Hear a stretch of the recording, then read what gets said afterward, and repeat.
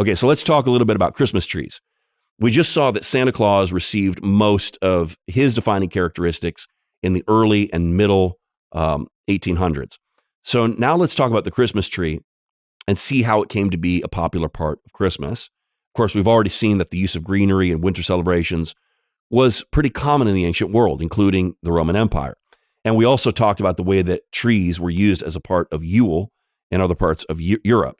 So using greenery in celebrations was popular in many parts of the world, including ancient Egypt and many other cultures.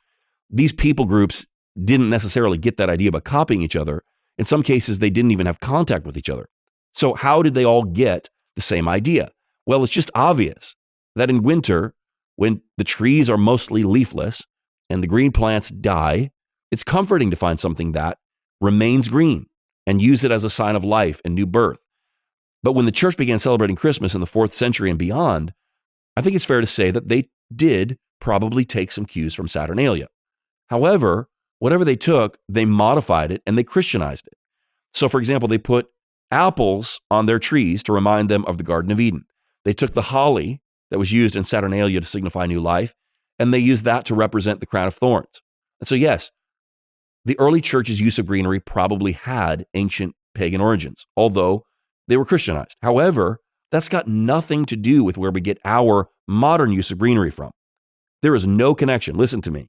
There is no connection between the idea of our Christmas trees and ancient pagan cultures and their festivals. In fact, our Christmas trees are not even connected to ancient Christian traditions.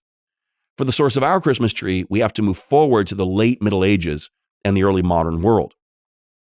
In the Middle Ages, there was a celebration that took place on December 24th called Adam and Eve Day.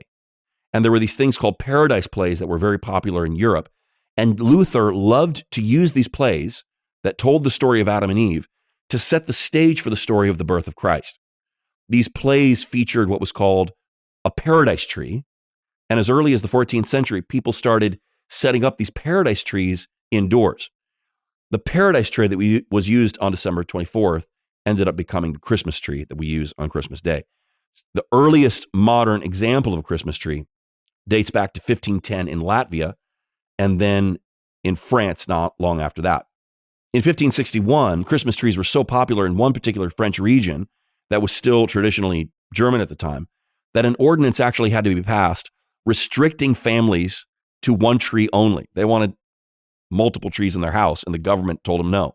So Christmas trees in France were decorated with apples, with foil and nuts, and other things. And in the 1500s, we also have records of the Christmas tree popping up in parts of Germany. Eventually, the Christmas tree would be connected more to Germany than any other place in the world. And for a long time, it was thought that Christmas trees were a Lutheran thing. That's another way of saying they were a Protestant thing. Catholics used nativity scenes for Christmas. Protestants used Christmas trees. It wasn't until the 1800s that the Christmas tree became popular in England and then in America. In the middle of the 18th century, King George III married a German woman by the name of Charlotte, and she brought the Christmas tree to England with her. But even at that time, it didn't become popular. Few Christmas trees also appeared in America during the colonial days, but it didn't spread as a trend at that time either.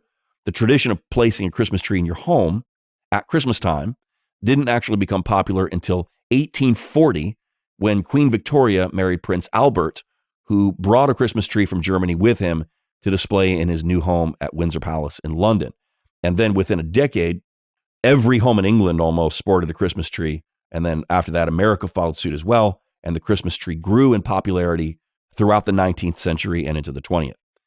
In 1885, there was a Christmas tree put on display at the New Orleans Exposition. In 1923, a Christmas tree was put on display on the south lawn of the White House. But probably the greatest moment in the history of the modern Christmas tree came in 1933, when the first tree was placed in Rockefeller Center in New York. And by that time, the Christmas tree had become a staple in American Christmas tradition. And so the purpose of the modern indoor Christmas tree was actually to serve as a repository for gifts. Originally, a small tree stood on a round table and small gifts were hung from the branches or whatever. Larger gifts would be sat on the table around the tree. And over time, as the gifts grew larger and more numerous, The size of the tree grew until it would no longer fit on the table, and then it was put on the floor where a large number of presents could be placed underneath.